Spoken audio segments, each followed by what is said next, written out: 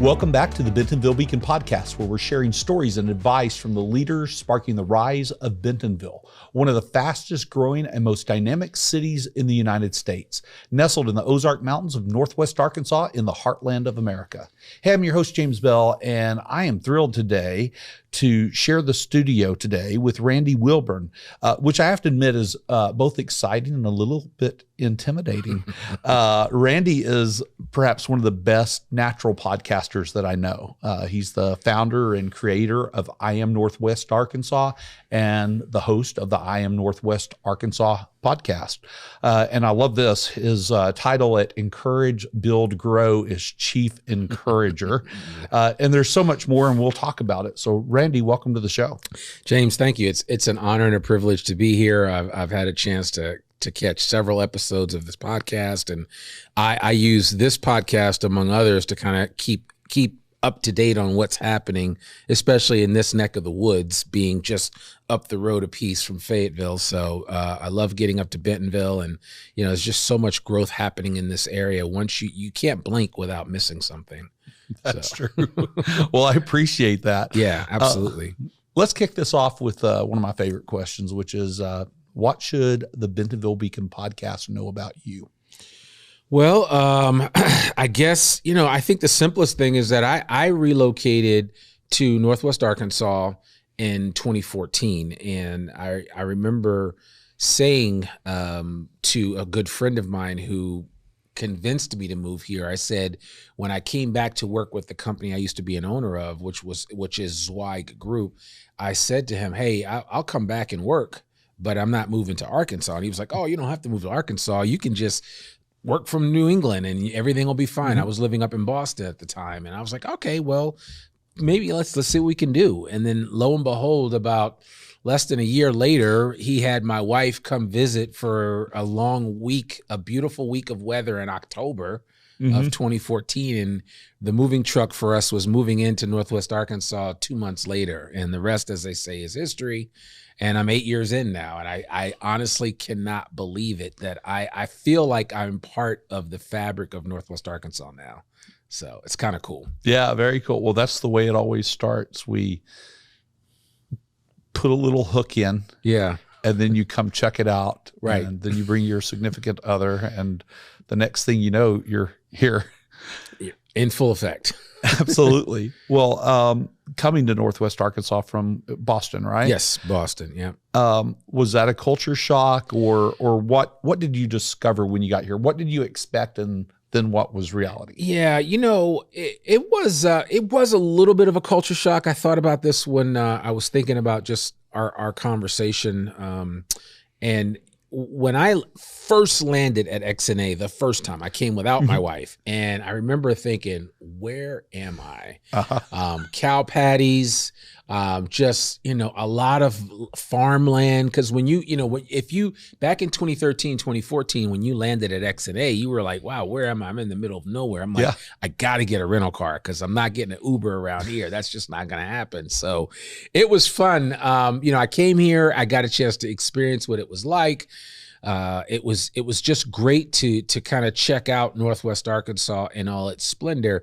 I still thought, man, it might be a little too slow for me, but I'll give it a shot and see what the deal is. And at the time, like I said, my first visit, I wasn't thinking I'm moving here. Yeah. It was just, let me just come check this place out. Since I'm working with my buddy again, and he loves it here, and he kind of resettled here after being in Boston for so many years like I was. And I was like, okay, well, if he likes it and can acclimate to it, I don't have to live here, so everything will work out, and then what I said happened earlier happened. So you bet. Well, how has Northwest Arkansas changed since you came here? Wow. It has changed considerably. And we were talking about that before we started recording, but this area is in a state of flux at all times right now. In the present moment. When I first moved here, that change was happening a little bit slower.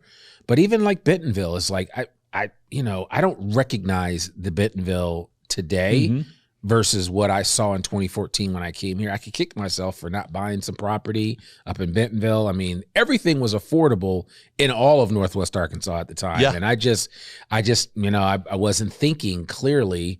And even when we moved here, we rented for a year just because we weren't sure where we wanted to live. And then we bought a house, and we still, we got a great deal and all. And I'm thankful for those purchases. But it's like, I just didn't know. Right. And even today, when you look at the marketplace and the real estate specifically, when you realize where the money's coming from, California, certain segments of the East Coast and the like, they're bringing their economic situation to this area. It's impacting us in a number of ways, the least of which is the increase in property values have gone up considerably. And people have different purchase habits and use habits for their properties on the coast versus how they would here in Northwest Arkansas. So I find that to be interesting. And I think hopefully as we start to reconcile that, the whole short-term rental movement, all that other stuff, because we have to make sure that we have housing for everybody, right? We can't make the mistakes that the well-heeled states and cities that are on the coast have made over time, because, you look at it like Boston, it's crazy expensive to live there. And relative to here, it's like, this place is affordable. Even at today's prices, it's still super affordable. But I tell people all the time that, there is, I still feel like we're in a place of opportunity when it comes to Northwest Arkansas and what that represents for all the 4 anchor cities that are in this area, with Fayetteville being at the bottom of the sandwich and Bentonville being the top loaf of that sandwich. So, Yeah, I agree. And yet for all the talk of housing prices, we're right about on the national. Well, Bentonville itself is barely above the national median. Right. And the region as a whole sits barely below the national median. Yeah. But we also have this fantastic opportunity to demonstrate to the world how you go about growing and having affordable housing, which is something we're working on from several angles. And I can't wait to see, what comes out of it and how we do that. In fact, there's been a plan put before Bentonville City Council that folks from all over the country are calling about and talking about it as potentially a model plan. So I can't wait to see what's implemented and how that works. Well, I believe that the Northwest Arkansas Council kind of has their hand on the pulse of this, right? And it's under their purview that is creating opportunities for this dialogue that's so necessary. Yeah. So I'm thinking of the speaker series that they're having. They've brought in some amazing speakers like Victor Dover, who was one of the placemaking landscape architects or actually planners that helped to plan the Greenway as we currently see it. And, people like that had the forethought of saying, what does placemaking look like here in the heartland? And there's so many different entities that have a vital stake in seeing this area grow responsibly for everyone, right? Not just for the folks that come from the coast, but for the people that are here that, a couple of years ago, they could easily afford or find an affordable rental. And now that's becoming more of a problem. And so one of our current goals that I see happening in every city, including Bentonville, is the desire and need to develop affordable housing so people don't have to travel 40 to 50 miles away just to find an affordable place to lay their head. That's right. Yeah, that's perfectly well said. And I love that we have all these different players working in the same direction. The cities, Northwest Arkansas Council, Urban Land Institute, and some private families and others that are and corporations. They're all marching in the same direction. And don't forget Heartland Forward, the Walton Family Foundation. There's just everybody is running or walking in lockstep. That's right. With each other, right? Because it's not like nobody's trying to step on anybody else's toes, but at the same time, I think collectively, that's the thing that I love about Northwest Arkansas, and I talk about it ad nauseum on my podcast, is that I have never seen the level of collaboration that I've seen except for here in Northwest Arkansas. Yeah. Full stop. And I lived on the East Coast. I grew up right outside of New York City. I went to school in DC. I lived up in Boston. I've lived on the West Coast. I'm telling you, I've never seen it like it is here. Yeah. Where people just take you for who you are right at face value. And of course, if you prove them wrong and you show them that there's a reason for them to worry about you, then that will happen. But people will take you for face value and will operate from that perspective and give you an opportunity and a chance to prove yourself and make some things happen. And that's why I think it is so important for us just to continue the dialogue and for those lines of communication between all of those organizations that we've already talked about, including the organization that you're a part of, that just has to keep going in order for us to really be for us to really experience and see what we're hoping to see by 2040, 2045, when we're supposed to be somewhere in the space of about 1 million people, one of the fastest growing MSAs in the country. I think that is, I mean, I'm excited to see what that's going to look like. And I plan to be here. I mean, that's 17 years from now. We'll see what happens. Yeah, same. Well, that's spot on. Randy, how has Northwest Arkansas helped you live your best life today? You know, I think it's allowed me to be me. You know, and that's interesting for me because, you know, Arkansas demographically, African Americans only make up like 3% of the population here. It's very small. It's like Maine. Tiny. I always tell people, I tell my friends out east, because they're always like, well, what's Arkansas like? And I'm like, well, you've been to Maine, right? And they're like, yeah. And I'm like, there's only a few of us there. So, you know, that's the idea. But, you know, I mean, I'm just being real, right? That's just what it is. So, and let's obviously there's a big concentration in Central Arkansas. Of course, the Delta is the Delta. Yeah. And then we have Northwest Arkansas. Most of the people here are transplants, right? Because I you know, there is a difference between a lot of the people that I've met from the Delta and from Central Arkansas that are from here versus those African Americans that, you know, most of the people that I run into that are in Northwest Arkansas are transplants. And then you also have to understand the idea of this whole great migration that took place many, many years ago. And now people are starting, when I say people, minorities, specifically African Americans, and we know what's happening in the Latinx population, as that's just exploding here. But African Americans are starting to realize that are out on the West Coast that even though they own out there or they live out there, they're like, man, I want to kind of get back to where my roots were. And you're finding actually a reverse migration, and some people are coming back here in some instances. And and my goal with the podcast is to continue to have that conversation early and often. And I think it's helpful for me to make a point to say, hey, I'm here, I'm thriving, I'm connecting with people. People take me for what I am. And you know, my podcast, the intention of my podcast was never to be a quote unquote Black podcast. I happen to be a African American that does a podcast. And that was the thing. And a lot of that I picked up from my grandfather, who used to be a reporter with ABC News. And he didn't want to, I mean, he was the first Black reporter for ABC News, the network, but he wanted to be looked at as a reporter, just a great journalist. And so in the same vein, as a podcaster, I am a podcaster first. I do happen to be Black, and that does color the conversations and how I might present. But my goal and my platform is open to everyone to be able to share and exchange ideas, because I think that's important, and that's kind of where we need to be. Yeah. But I'm under no illusion about some of the challenges that we're facing in this great experiment that we call the United States of America. And every day I'm constantly surprised at some things that happen, but I always hold out hope. And part of that hope is anchored in what I experience here in Northwest Arkansas, in the heart of it's not the deep South. It's kind of like the mid South, right? The heartland, but in the South. And so what I've experienced here in Northwest Arkansas gives me hope for the greater nation. And I know a lot of what's driven here right now is a lot of it is economically driven, but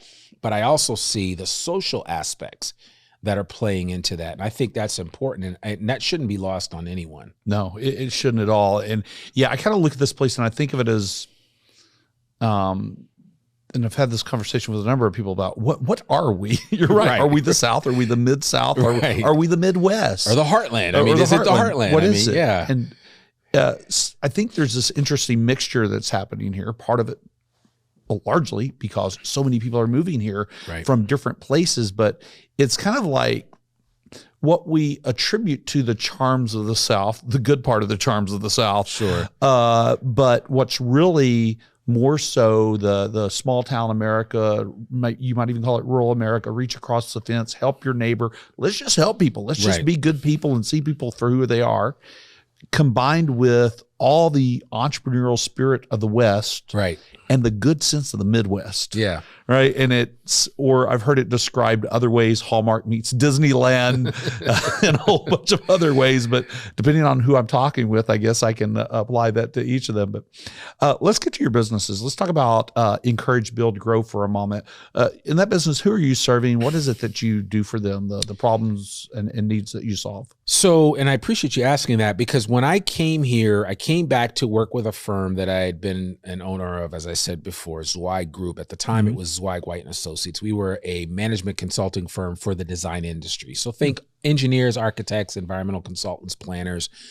Zweig Group, for more than 35 years, I can't believe it's been 35 years now, has served that industry with excellence.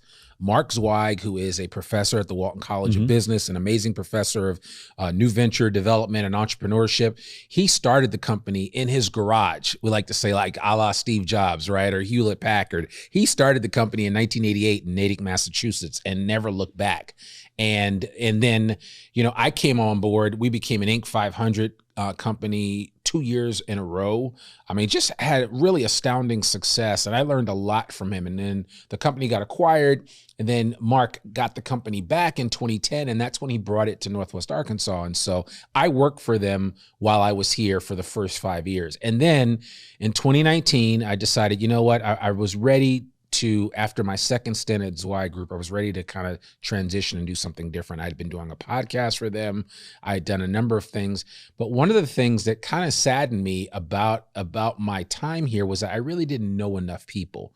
I met some people through him, but I hadn't met enough.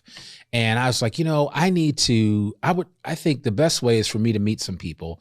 And I used the podcast as a vehicle, a platform to meet and connect with folks. And so I started Encourage, Build, Grow in 2018. It was a management consulting firm, and part of it was media, because I was doing podcasting and podcast strategy consulting, which is still kind of like in its infancy, even though we know the Joe Rogans of the world and all the great podcasters out there. But those are one-offs. People don't understand the numbers behind podcasting. The average top 1% of all podcasts only get 30,000 downloads a month. Wow. Yeah. So people think, like, you know, because you hear these numbers. I have a friend that gets 1 million downloads per episode of his podcast, 1 million plus. Jordan Harbinger. He has a wonderful podcast, and it's called The Jordan Harbinger Show, which I highly recommend anybody listen to. But I would certainly, but that's an example of the top 1% of 1%. But even the 1% of all podcasts, it's just 30,000 downloads a month.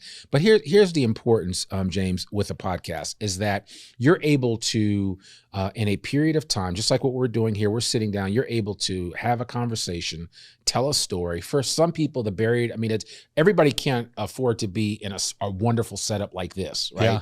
The folks at Go Rogue X do a great job representing so many different businesses here. And every time I've looked at your podcast, I'm always kind of shirking, like, man, but I'm an audio only, right? And so some are video too. But it's just the understanding that there's all kinds of different ways to represent yourself. But just having a simple smartphone is the key to entry, right? So you can start with that, and I always tell people all the time, you want to start a podcast, start with your phone.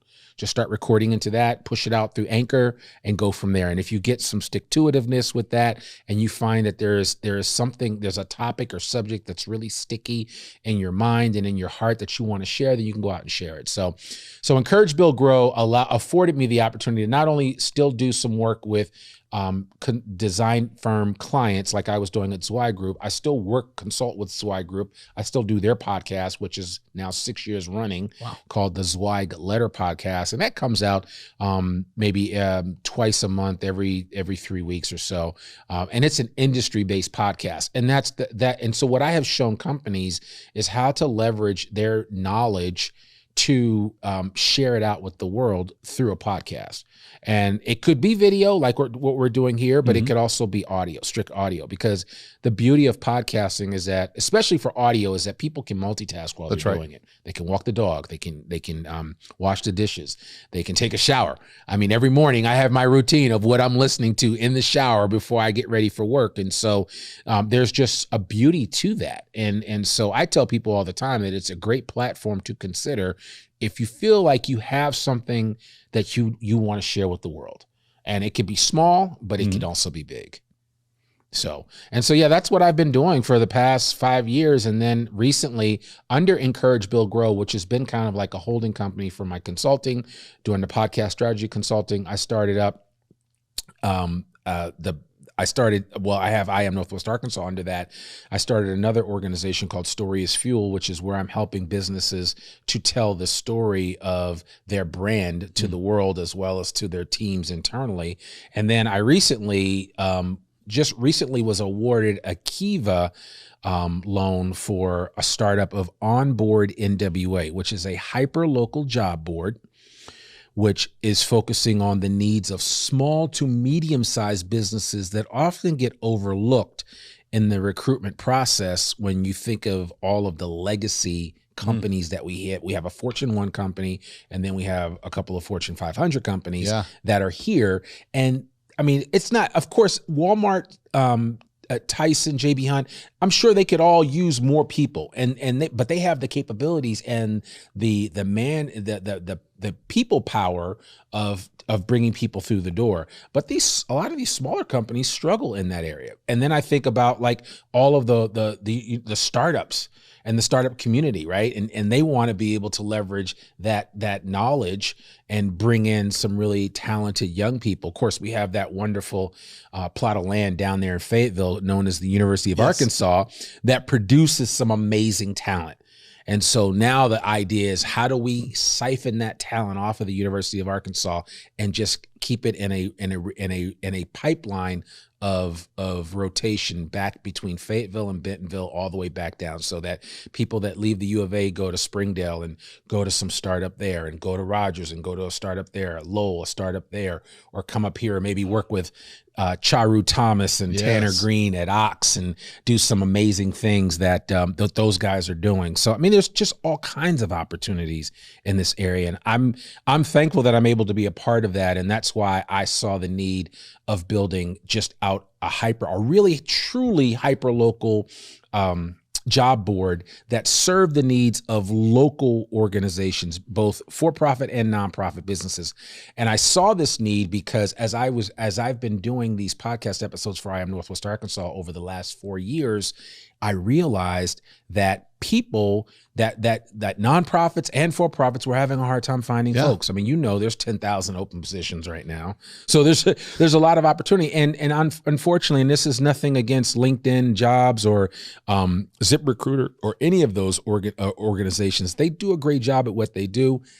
They're not necessarily cheap, but they also don't necessarily deliver what you really need for a local business. And since we understand and know local businesses, we interview them all the time in local organizations. We were like, this is a natural connection between the community that we're building with I Am Northwest Arkansas and the online job board.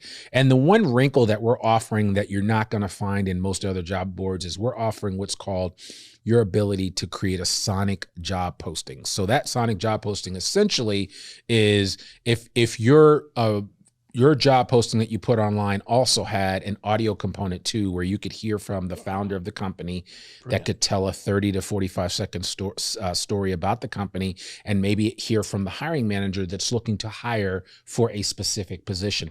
A lot of times when you hear the voice, it's so powerful. That's why I'm sure when you hear people say, "Oh, James, I listen to you all the time. You're always in my head." Your voice becomes almost like an earworm to people. And it's like they recognize it. And it's like, it's instant. And it's very powerful. And so I'm trying to take some of that translatability that voice offers to the actual job posting. And so I think it's going to be interesting. And the job board, the actual site is up, but the actual job board will be up and running in the next 30 to 45 days at the latest. So cool. I definitely want to after this podcast, we're going to circle back and talk about that. I've got some thoughts. This is fantastic. I love it. I love this idea of the sonic job posting. So Onboard NWA, be sure to check that out. Onboardnwa.com is the website. You can go to it now and just leave your email address, and that will we'll let you know when it's launched. Cool. So, yeah. Great. Well, so your podcast, I Am Northwest Arkansas, you just recorded posted your 218th episode? Is 218th. Right? I celebrated 4 years as of April 1st. Wow. And it's 218 episodes. And I'm kind of like you. I always have like 2.5, 3 months in the hopper in case something happens. I get hit by a car or something. Yep. The show must go on, right? Right. I mean, and you understand that. And so the show has to continue to go on. I don't want to let anybody down. I've never missed a week. It comes out every Monday, rain or shine.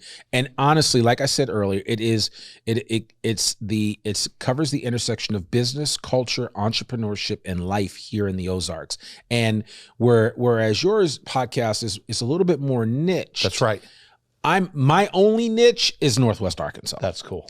Everything else is fair game. So that's why I'm always looking at trying to have conversations about interesting things that are happening here, or people that are moving here because they want to do something interesting. Like I had the folks from Helion Bikes on. Yeah. And he moved here from the Pacific Northwest because he was excited about what Northwest Arkansas represented. And he thought, man, what better place to come and start and take your bike company to another level than Northwest Arkansas. I love that. And for our audience, there's several great podcasts here, and they're all fundamentally different in what they do. So you have, of course, the Bentonville Beacon, but you have I Am Northwest Arkansas. Check out the Startup Junkies podcast. Yes, if you haven't checked that out. Absolutely. And while we may sort of trade guests from time to time, they're all fundamentally different in their angles. So you're going to hear something different on each one. So check them all out.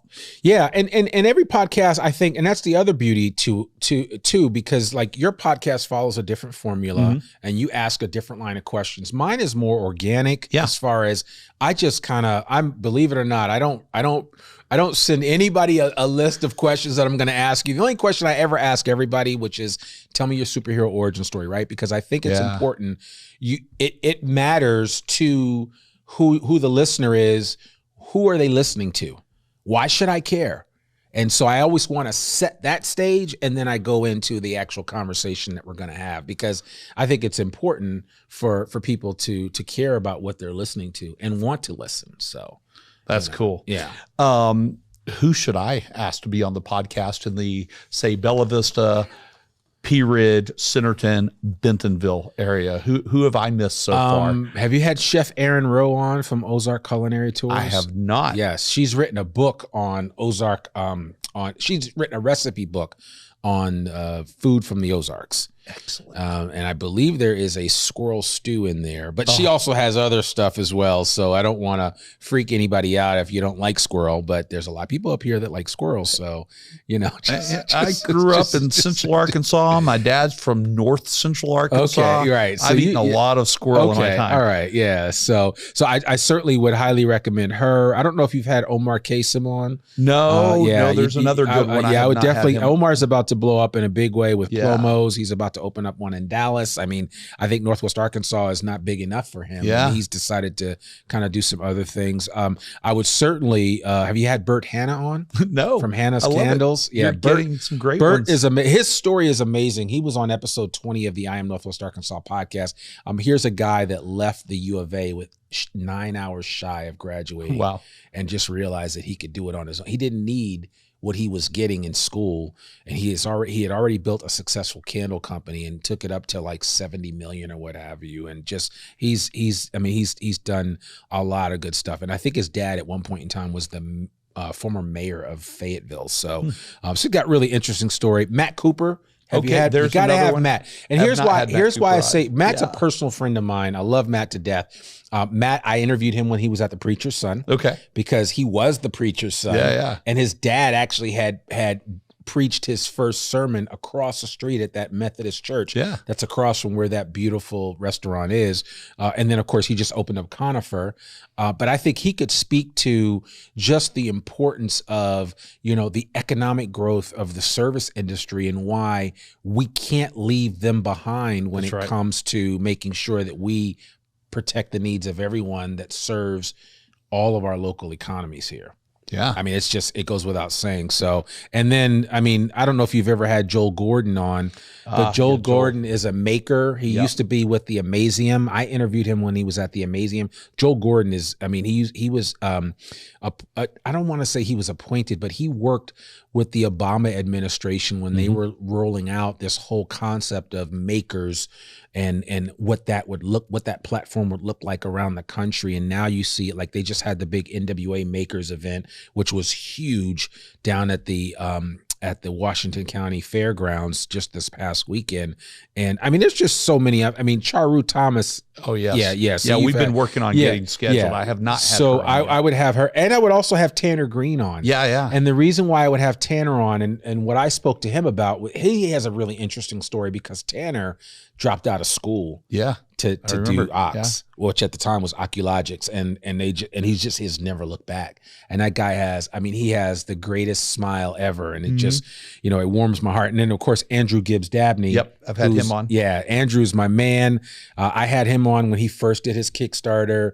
And lives in, I think, is just going to do amazing things. As a time of us recording this, they just had a Kickstarter for their Century jacket, which is supposed to last 100 years. None of us will be around to know whether or not that actually happened. So I think that's some good marketing. But the bottom line is the jacket looks phenomenal, and his Kickstarter blew through every number that they had set up. I think honestly, I think in the next 5 years, everybody's going to know Lives In kind of, I don't want to throw too much hyperbole out there, but you'll know Lives In. That's right. Kind of the way that we know like LL Bean. I feel like because of his focus on giving back to the community and also creating a product that's environmentally astute. Wow. Right? Yeah. I mean, it's just that in a nutshell. Yeah. So, I mean, Andrew's awesome. Yeah, he really is. Edwin Ortiz from Rejoicing. Yeah. I've had Edwin on. Yeah. And then there's some Chris Thompson from Sober Sidekick. I've had him on. Yeah. So now you're getting to some I've had on. Right. Yeah. So, and then, there's just been so many that have been on. And then I have other shows that I've had that really have helped me understand better the natural state. Right. Because again, sometimes we forget. Right. Sometimes we forget. We get so caught up in this bubble that is Northwest Arkansas that we forget there's a whole state here. That's right. There's 3.4 million people here. And I think it's incumbent upon us. I mean, we are going to lead the pack, make no mistake about it. But we need to be mindful that there are other groups and other people here in this state. How do we impact and help them as well?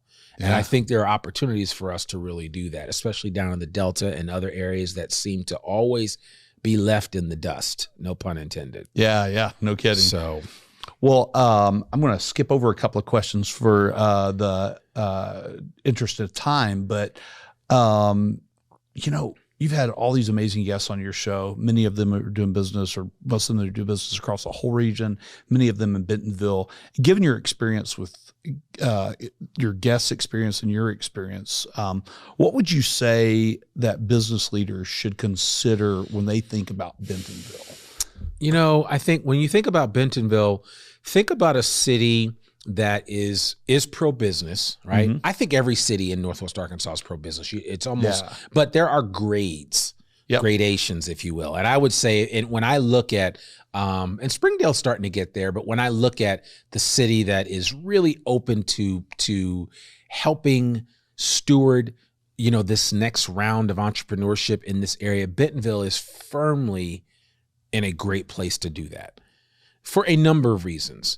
The least of which is all of the work that is happening through like programs like the Tech Summit, the Heartland Forward programs that are happening right up here. I mean, every time I look up, there's a different event. I just went to that Tech Summit AI event that happened in downtown Bentonville. And, every time I look up, there's something new. I think the Ledger as a building, as well as also what that represents for the future of our community, is huge because it shows you what is possible. And I think Bentonville has led the charge in that area, and that's one of the benefits of this place. And I have a lot of friends that live up in Bentonville. They love it up here.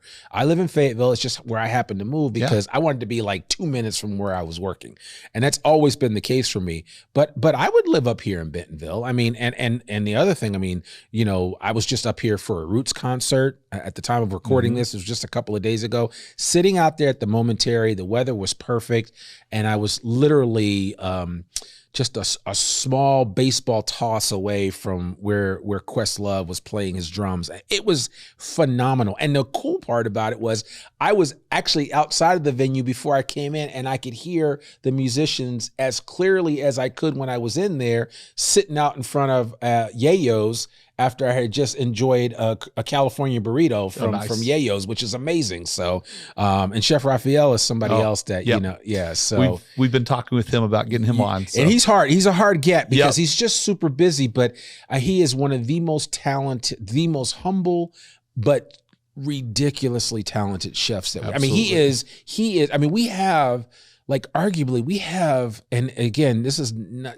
if I don't miss a chef, but when you talk about Atlas, when you talk about Heirloom with Chef Jason Paul, when you talk about Matt Cooper at Conifer, and you talk about Chef Raphael at Yayo's, I mean, we have, and Elliot Hunt is the chef at Atlas.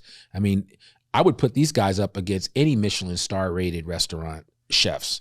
That's how good they are. And so when people are wondering, well, what's really in Northwest Arkansas? Listen, come here and you'll see it. And that's the other thing I like is that Bentonville has a ton of really great restaurants. And if you like to eat, which I mean, I'm sure you do. I know I do. You can tell I like to eat. That's why I'm wearing black, because black has a slimming effect, right? If you like to eat, Bentonville is the place to be. My wife and I are up here all the time for meals because we enjoy that, and we enjoy going and, you know, and that's the thing. I mean, I can go up and check out Crystal Bridges or the Momentary and then grab a bite to eat or grab a dessert or whatever, and it's like, it's complete. And I can do that like effortlessly. Yeah. And that's the thing that, like, coming from a big city, coming from a place like a Boston where you had, obviously great museums and all the culture that's there. I'm putting Northwest Arkansas now, as well as all four of the major cities, including Bentonville, up against any of these other major cities in terms of what's available and what we have access to. And here's the thing, it's only going to get better. That's right. Right? We're going to continue to go up. So that's the thing. So that's exactly right. Well, and I tell people, think of Northwest Arkansas really as the city, and these different cities as the neighborhoods, because they have their own character about them. They do. And the cool part is you can put your business in the zip code you want your business to be in, right? And your people can choose the zip code they want to live in. And you're talking about a 35, 40-minute stretch. At the most. Yeah. Plus you have other arterial roads that can get you where you need to go. I mean, 265 is a great road if you don't want to get on 49. I mean, you have options. Business 71, you have options. You do. And I think that's only going to improve as we continue to grow, as long as we model smart growth and smart placemaking, which I think we are going to do that, because the leaders in Bentonville, the leaders in Rogers, the leaders in Springdale, and the leaders in Fayetteville, I think they understand it. They do. And there's enough smart people that are in the room that are like, hey, this is what we need to do.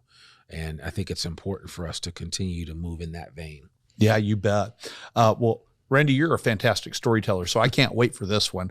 Will you tell me a story? We'll make it a hashtag because Bentonville story. This is something that happened here where you look back and you thought, you know what? That could only happen in Bentonville, or it describes the essence of this place. Well, yeah, to be honest with you, I recorded my first podcast episode in Bentonville. Okay. When up at the 8th Street Market. Nice. At the time, Omar Kasem owned Juice Palm, which is where Markham and Fitz is right now in the 8th Street Market. And I got a chance to come up there, and we sat in the corner of that shop and recorded the first ever podcast episode for the I Am Northwest Arkansas podcast. That was a great experience. And I remember at the time, Omar talking about how excited he was about the Momentary eventually opening. Yeah. Now it's open. I'm going to see concerts there. And it just shows you how, I don't think anything is everything is continuing to move forward here, especially in Bentonville. And that's the thing that I really enjoy. But then all the other stories, like the MONA, the Museum of Native American History, one of the most fabulous artifacts that you will ever find, Native American artifacts that you will ever find. That collection, owned by one person, is simply amazing. And it's like one of the best kept secrets, and it's right here in Bentonville. It is. One of my favorite things to do is they've got a teepee outside. Yep. And from time to time, they go out and spread arrowheads in the rocks. I love taking my son there. My son, he loves it. He's every time his school has been to the MONA, he's always come home with an arrowhead. And then just the winter count and just so much that I learned. And I was a history major in college, so I mean, I wasn't a dullard as far as that's concerned, but I picked up some new things when I went to the MONA. And it was just I was just very impressed with that operation. But there's so many stories about what makes this area so special.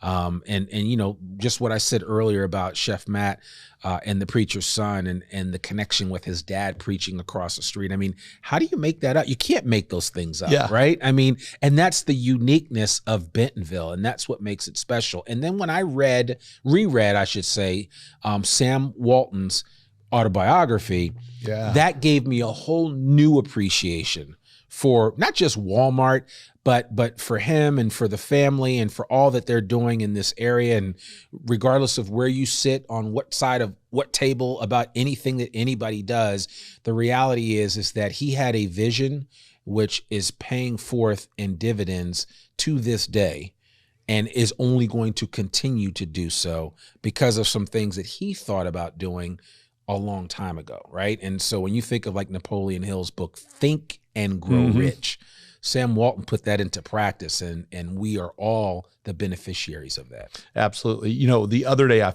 finally took a picture of it at the Northwest Arkansas Council in their boardroom. There's this giant map that's framed and leaning against the wall, and it has the hand-drawn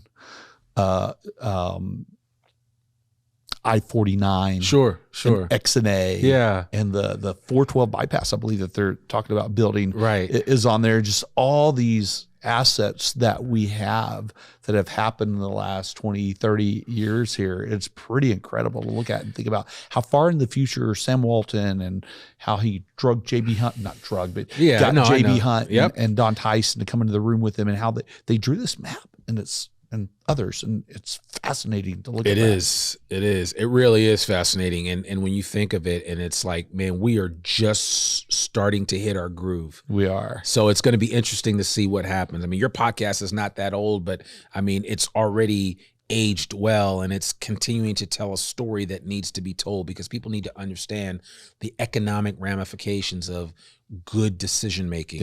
You know, from a civic perspective, from a business perspective, from a social perspective, and certainly from a cultural perspective. And I think we're witnessing all of that in Bentonville, in Rogers, in Springdale, and in Fayetteville. But certainly Bentonville being the anchor of what it is for Walmart and just what's happening here. I think Bentonville is doing a great job setting the table for what's to come. Yeah, it's amazing to be here and do my tiny part. You know, it's a team sport, but I really do have a tiny part, but it's incredible watching it play out. Let me ask you these questions as we start kind of the wind down part of this. Randy, what event or circumstance in your life shaped who you are? Man, you know, that's key event. Well, I was an athlete all my life. I didn't get into swimming until I got to high school, and I could always swim, but I was just a leisure swimmer. I got to high school. I tried out for the swim team because I didn't make the basketball team, and I went in. Yeah, it's funny because I think about it now, and I'm like, man, I went and tried out, and I'm the kind of person where once you tell me I can do something, I'm going to try. I'm going to go out and do it. And so here I am, you know, swimming on a team in Teaneck, New Jersey, at Teaneck High School swim team. It's a pretty good team, but my first year I could barely do anything. So that summer I went and joined a local swim club. It was, at the time it was called Paramus Red Wave. It became New Jersey Wave. My coach was actually at the time, my coach was at one point in time in the past a world record holder in the 200 butterfly. Oh, wow. His name was Craig Beardsley. I got a chance to swim around some of my teammates, which would become my teammates. I didn't always swim in the same practices with them, but we were all on the same team. A couple of them went to the Olympic trials, and so I got a chance to experience it really quickly. So fast forward another year, I come back to school the next year. I've already gotten a lot of this experience under my belt. And then my senior year of high school, so I only swam 2 years of school, 2 years of high school. My senior year of high school, I broke like several school records. Wow. We went to states, the whole 9 yards. And I ended up getting a scholarship at the time to Howard University, because Howard, I was going to Howard anyway to study, but Howard also was one of the only historically Black colleges that had a swim team. Wow. And they were Division I. And so I went to Howard, I swam there, and we won the Northeast championship while I was there, and I swam for 2 years and swam on a scholarship. And if you had told me when I was a sophomore in high school that was ultimately would be what would happen, I would have said that's crazy. But it was something that really helped me to recognize that there wasn't anything I couldn't do if I put my mind to it. And that was something that my grandfather always drove home to me all the time. He said, I just want you to realize it's nothing impossible for you to do as long as you put your mind to it. And I think that's a mantra that we should all be living by. It's a credo we can all aspire to, right? Because a lot of times we walk around with imposter syndrome. We walk around thinking that, because of how perfectly tailored social media is, we look at everybody else's life and say, man, they've got it all figured out. They really don't.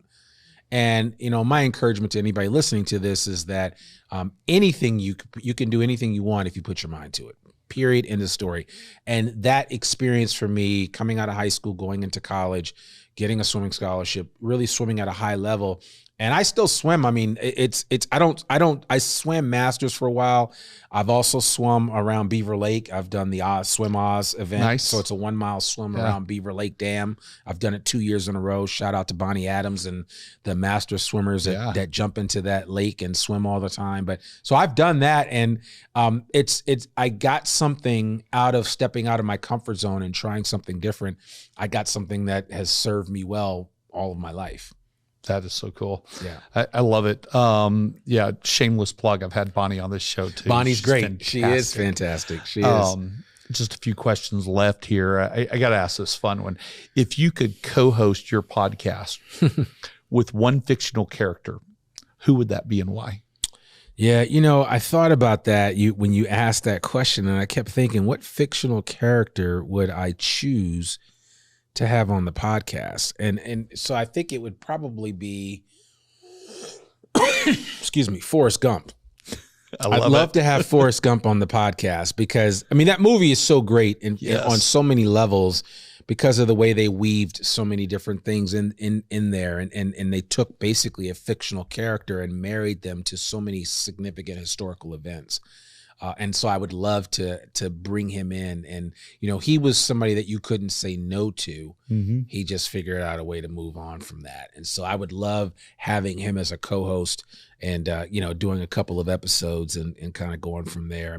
Maybe after like the 31st Life is Like a Box of Chocolates, I would probably be ready to move on to somebody else, but I would give Forrest a shot. So yes. And the guests that Forrest could secure. Absolutely. Absolutely. So yeah, that would go without saying. So yeah. Oh, you know what? I said there were only 3 questions left, I think, but I'm going to insert one here.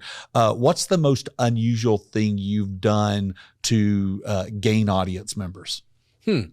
So I think honestly, I've just called people up and told them about the podcast. Cool. And I have found it, and I've really built a fairly good following, and I have a pretty large email list, and I've never gotten into the whole, it's all about numbers, because it's hard. I get it. And I understand that aspect of it. And maybe that might be my focus with Onboard NWA. But in terms of the podcast, I've always wanted to curate something that would really reach those people that really want to be reached.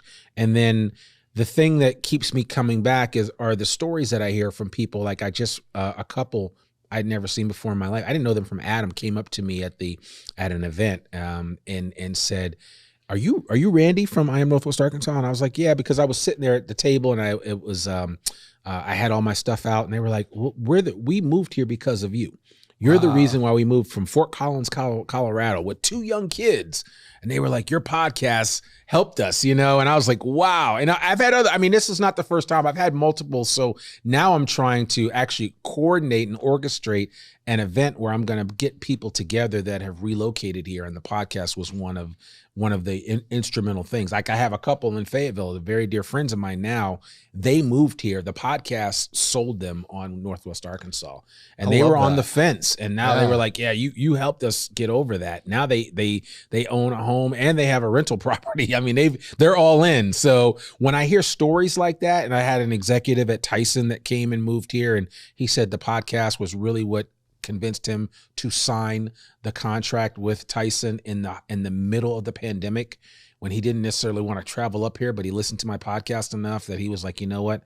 I'm joining Tyson because I like the company, but I like what this guy is selling about Northwest Arkansas even more." And I've had breakfast with him, but I mean, just those kind of things keep me going. And that's why I do what I do with the podcast, because I don't know who's listening who might decide, "You know what? I need to come to Northwest Arkansas. I need a fresh start.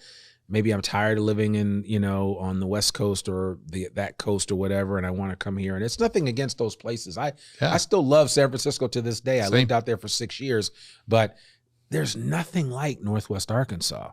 But I tell people all the time, you got to be in it to understand it. So you do. That's exactly right. That's a cool story. Yeah. I love it. Okay, 2 questions left. Yep. Randy, if somebody wants to reach you, or find I guess they could Google I Am Northwest Arkansas. So how would they reach you? Website is iamnorthwestarkansas.com. Easy to find it. All 218 of the episodes are on there. You can also subscribe to the podcast on Spotify, Apple Podcasts, just on every platform. You can ask Alexa to play the latest episode of I Am Northwest Arkansas, and Alexa will oblige you. I mean, there's just a lot of ways to connect with me. You can connect with me on LinkedIn and follow me there. My email is just rw@encouragebuildgrow.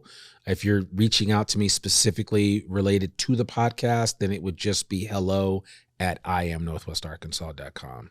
Perfect. Yeah. All right. Last question. What's something I should have asked you that I did not ask? Maybe just a little bit about my wife and kids, because I couldn't do any of this without them. I have a beautiful wife. We will celebrate 22 years on May 26th. So Nicola has been my everything, and she's my workout buddy. And now I don't know if you know what rucking is, but we start. Yeah. So well. So I got a 35-pound pack for me and a 15 for her. And we go out rucking now, because we walk 6 days a week, but we now 2 of those days we ruck for about 3.5 to 4 miles. She's loving it. She's like, we were talking about it this morning and how much we enjoy just being able to partake of the things that Northwest Arkansas has to offer, i.e. the trails. And that's a great thing. And then I have 3 boys. My grandmother told me that you're going to have 3 boys and they're going to do to you what you've done to me and your grandfather. And lo and behold, she was right.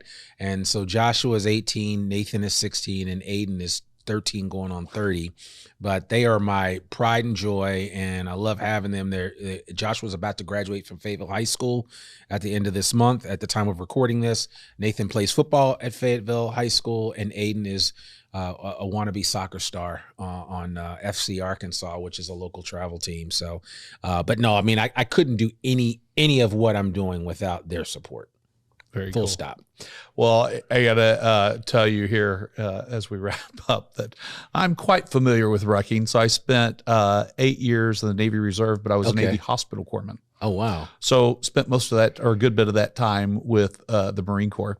In fact, my last Marine Corps Reserve unit was an infantry unit. So we spent a lot of time rucking. Yeah. And then Did you ever do a 12-miler? I have done, I've done 12 miles, so I've done 10. 10, okay.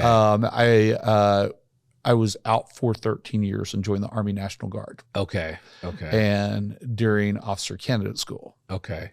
we did a 10-miler. Okay. Which oddly was my best one. And I hated walking. I hated it with a passion. Oh, man. But I had failed a couple of times before that Yeah. and had the embarrassment of, boy, I can't remember the sergeant's name, of riding in his van Right. behind my platoon. Yeah. And then, of course, getting super smoked. I'm sure. Thank Yeah. you. I don't know what their ranks are now, but last time I checked, Captain They're probably at the Irizarry Pentagon, and so yeah. Captain Ralph, I could identify you by your shoes, by your boots. But I remember that 10-miler, and I remember being so mad about failing out of the couple of ones before. Yeah. And the thing is, it's all in your head. It is. If you can do 1 mile, you can do 2. If you can do 5 miles, you can do 10. Yeah. And I remember going and practicing a 5-miler the week before with a couple of buddies, and we smoked it. Yeah. And I was determined that we were going to smoke this 10-miler, and we did. I was either platoon leader or platoon sergeant. Okay. That weekend. And I just remember these guys right in my ear on the way, several times going, when are you going to quit, Bill? When are you going to quit? It was awesome. Oh my gosh. But I hated it. Well, I've had some friends that have done Go Ruck for years, and they kept telling me you should do it. I was like, I'm not really interested in carrying a weight around on my back and running around with a heavy sandbag. Now I love it. And I'm like, man, I don't know why I didn't do this before. And, as long as I can pick it up, I should be able to do it as I get older, That's right. And that's the whole idea behind it. So it's a great experience. As long as you're not forced to do it, it's fun. Exactly. Yes, that's true. That's true. So. Well, let's wrap this up. Randy, thank you for sharing your time with me and the Bentonville Beacon audience today. It's been my pleasure. I really appreciate all the work that you guys are doing here in Bentonville to get the word out and to lay the foundation for, what this area is and what it's going to be. And I think the storytelling that you're doing is hugely important. And my encouragement, which is what I tell anybody that's a podcaster or wants to be a podcaster, is always be willing to press record and, just keep going. Yeah. Right. I mean, that's the whole thing is you got to just keep going. And that's honestly what I did with this podcast. And I've got multiple podcasts. I mean, I've done more than 1,500 episodes. Wow. I've been podcasting for a long time. And I just enjoy pressing record. And so my encouragement is for you to keep doing that because not necessarily the world, but Northwest Arkansas needs to hear the conversations that you're having behind the scenes and the ones that you bring to the forefront through this wonderful platform. So keep it going. Well, thank you. Absolutely. And same to you. I mean, the I Am Northwest Arkansas podcast is, if you haven't listened to it, you need to check it out. Keep listening to this one too.